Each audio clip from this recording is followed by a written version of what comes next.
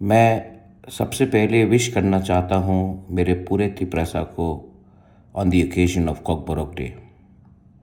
आज लेकिन मैंने कुछ चीज़ देखा है जो मुझे देखकर बुरा भी लगा और एक चीज़ मुझे बोलना भी था।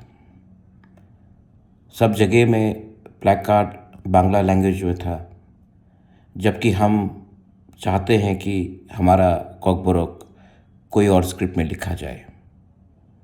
ये बेइज्जती है। उसके बाद जब हमारे स्टूडेंट्स ने प्रोटेस्ट करने की कोशिश की तो उनको पुलिस ने डिटेन किया।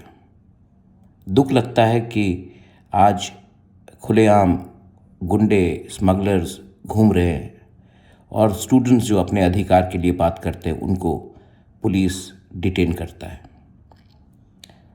मैं चाहता हूं कि त्रिपुरा में हर भाषा फ्लरिश करे। बंगाली हो, मॉग हो, चाकमा हो, मिज़ो हो, हालाम लैंग्वेजेस हो, काउप्रू हो, कॉकबोरॉक हो। लेकिन अगर हमें ज़बरदस्ती किसी और स्क्रिप्ट में परीक्षा देने का एक प्रेशर दिया जाता है तो एक ना एक दिन ये प्रेशर कंट्रोल से बाहर हो जाएगा। मैं चाहता हूं कि तिप्रासा लोग समझें कि अगर हम लोग ज़िंदगी में आगे बढ़ना चाहते हैं तो हमें अपना अधिकार मिलना पड़ेगा।